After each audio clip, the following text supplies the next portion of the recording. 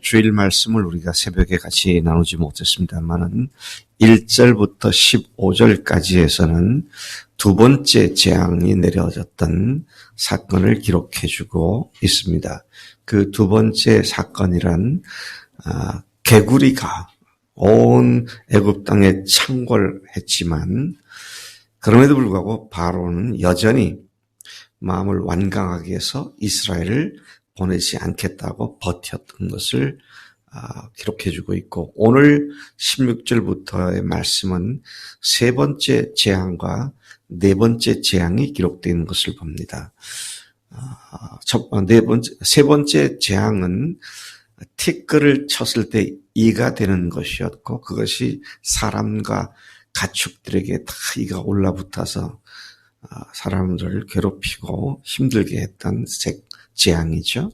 그리고 네 번째는 파리떼를 보내어서 어떤 온 이스라엘 집안 구석구석 파리떼들이 들끓게 되어 힘든 그런 어려움을 겪게 하는 사건이었습니다. 그것을 통해서 바로가 네 번째 재앙을 통하여 약간 그 마음에 흔들린 모습을 우리가 또한 보게 됩니다. 아마 제 생각에는 바로가 약간 흔들렸다.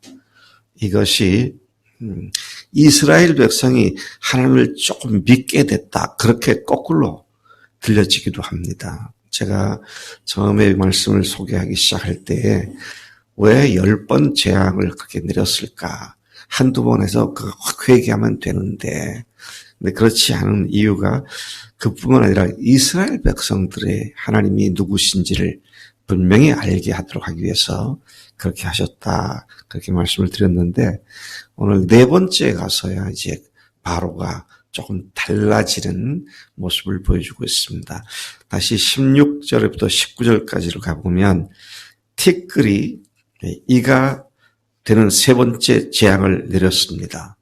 그럼에도 불구하고 바로는 여전히 하나님의 백성을 가지 않게 했습니다. 하나님께서는 모세를 통해 아론으로 하여금 지팡이를 들어 땅에 티끌을 치게 하여 그것이 애굽 온 땅에서 이가 될 것이다. 그렇게 말씀하셨습니다. 그러니까 이것 역시 모세가 자기 생각대로는 거 아니죠. 주님이 하라 하시는 대로 말씀하신 대로 하는 거죠. 모세와 아론은 하나님이 하신 말씀을 그대로 행했다. 그대로 행한 것이 또한 굉장히 중요한 포인트죠. 주님께서 하신 말씀을 그대로 하는 겁니다. 그 다음에 네 번째 재앙 가서 보면 바로가 그대로 하지 말고 조금 타협하자. 그렇게 나오죠. 근데 하나님 앞에서 하나님의 사람들은 그런 타협이 없죠. 말씀 그대로 옵니다. 그대로 행했고, 그래서 온 애굽 땅에 티끌이 이가 돼서 사람들과 짐승들에게 기어 올라갔다. 그런데 한 가지 놀라운 사실은 이번에도 요술사들이 그렇게 하려고 했지만 하지 못했다. 그래서 그 요술사들조차도 자기 왕, 자기 군왕에게 말하기를 이는 하나님의 권능이니이다 라고 말을 했지만 바로는 그 마음이 완악하게 되어 그들의 말을 듣지 않게 되었습니다. 자, 이걸 보면은요, 애굽 사람들도 이거 하나님이 하신 일이 맞네 이런 생각을 하기 시작했구나 라는 사실을 보게 되는 것이죠. 20절에서 24절에 이에 하나님께서는 파리떼로 애굽이 황폐하게 되는 네 번째 재앙을 내리셨습니다. 모세에게 다시 말씀하십니다. 그러니까 모든 과정을 모세는 하나님의 말씀을 듣고 그 말씀대로 한 거죠. 그에게 말씀을 하시기를 여호와께서 모세에게 아침 일찍 일어나라. 바로 앞에 서면 그가 물 있는 곳으로 나올 것이니 그에게 이렇게 말해라. 여호와께서 내 백성을 보내어 그들로 나를 섬기게 하라. 그렇게 말했다고 하고 네가 내 백성을 보내지 않으면 내가 너와 내 신하와 내 백성과 내 집들의 파리떼를 보내리니 애굽 사람의 집집에는 파리떼가 가득할 것이며 그들이 사는 땅이 그렇게 될 것이다.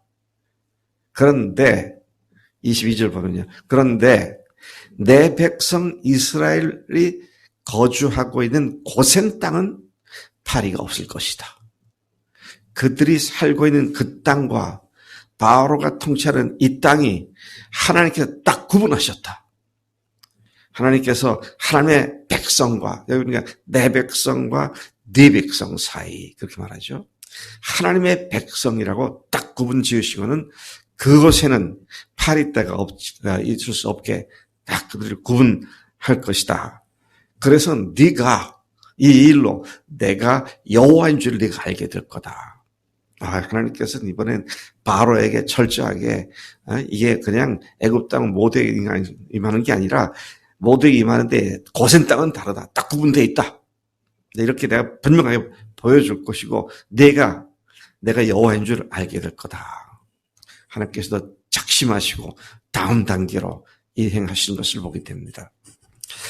그렇게 무수한 파리가 바로의 궁과 그의 신하의 집과 온 땅, 애굽 땅에 이르러서 그 땅이 황폐했다. 그렇게 말을 합니다. 저도 처음에 황영리로 이사를 가가지고 웬 파리떼가 그렇게 많은지 이상하더라고요. 나중에 가만 보니까 공사한 마당 이런 데 정리가 안 되시는 파리떼가 계속 들끓더라고요. 우리 집사람은 파리 한 마리만 들어와도 기겁을 하는데 못 참아요, 못 참아. 근데 파리떼가 온 집안 구석구석이 사람들에 달라붙고 이러니 황폐해졌다. 그렇게 말을 하고 있는 것을 봅니다. 25절부터 27절까지 28절에 약간의 변화가 생겼습니다. 바로가 모세와 아론을 부릅니다. 자기가 급하니까 두 사람을 불러요. 전엔 쫓아내고 그러더니 부릅니다. 그래서 뭐라 그럽니까? 너희는 가서 이 땅에서 너희 하나님께 제사를 드려라. 오케이. 너희들이 제사 드리러 간다는데 그래 제사 드려. 내가 허락하마. 근데 여기서 드려라. 이 땅에서 드려라. 하나님께서는 그것을 떠나서 사흘길 가서 드리라고 그랬는데 바로는 이 땅에서 제사를 드려. 그러니까 여러분 제사 드리러 가겠다는데 안 돼. 못 가 하다가 드디어 가라 그러니까 얼마나 좋았겠어요. 이게 이렇게 속아서는 안 됩니다. 주님께서 하시는 일은 완전하게 하신 것이지 조금 하는 걸로 만족하는 그런 게 아니에요. 예? 그래서 가지 말고 여기서 이 땅에서 그렇게 드려라 타협을 하자는 것이었죠. 사탄은 항상 이런 식으로 우리를 타협하라고 말을 합니다. 정신 똑바로 차려야 돼요. 하나님께서 제사를 드리되 여기서 드리라. 그러니까 모세가 뭐라고 말합니까? 그건 부당합니다. 하면서 모세가 또 할 말을 하죠. 왜냐하면 우리 애굽 사람들이 우리가 제사 드리는 것을 싫어하지 않습니까? 우리 신에게 제사 드리는 걸 싫어하는데 그들이 보는 데서 제사를 드리면 그들이 우리를 죽일 것이 돌로 칠 것이 뻔한 일 아닙니까?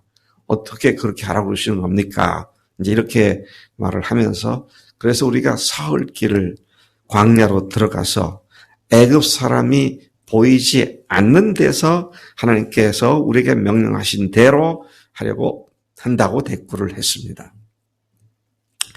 자, 그 말을 들은 바로가 또 그럴듯하게 또 타협을 하죠. 뭐라고 합니까?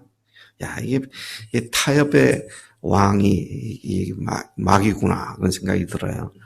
뭐라고 말합니까? 내가 너희를 보내리니 너희가 너희 하나님 여호와께 광야에서 제사를 드릴 것이나. 오케이, 그래 좋다. 광야로 가라. 근데 너무 멀리 가지 마라. 그리고 나를 위해서 기도해라. 너무 멀리 가서 가까운 데서 하고 제사를 드리고 그리고 이 파리떼 없애달라고 나를 위해서 기도하라고. 29절에서 32절까지 이에 모세가 다음같이 바로에게 응답합니다. 내가 왕을 떠나가서 여호와께 간구하리니 내일이면 파리떼가 바로와 바로의 신하와 바로의 백성을 떠나려니와 바로는 이 백성을 보내어 여호와께 제사 드리는 일에 다시는 거짓을 행하지 마세요.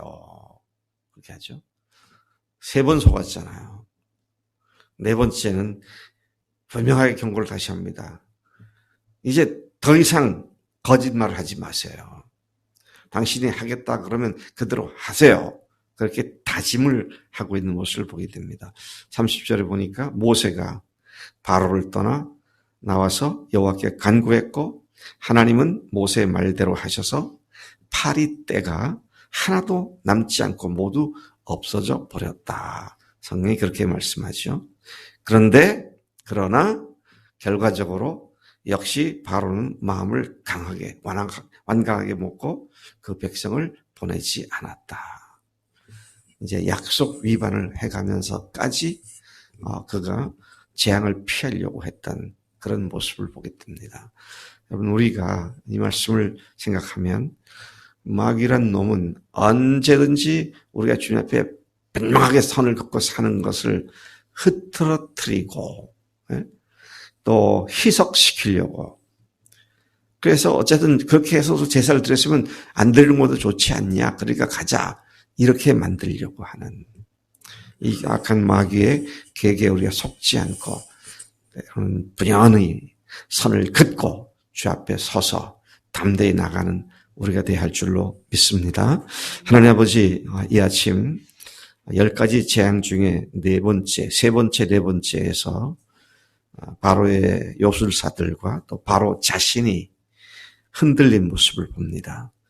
하나님 이 말을 다시 생각할 때 이스라엘 백성이 비로소 하나님을 믿으려고 하는 마음이 생긴 것으로 이해가 되는데 하나님 참으로 우리가 악한 마귀가 지배하고 통치하는 이 세상에서 마귀에게 속아서 주님께서 우리에게 말씀하신 것을 희석시키고 적당히 타협하게 만드는 이 속임수에 속지 않도록 우리를 일깨워 주시니 감사합니다. 오늘도 주님 분명하게 선을 긋고 주님의 자녀답게 담대히 걸음걸이를 하는 하루가 되도록 복 주실 줄로 믿습니다.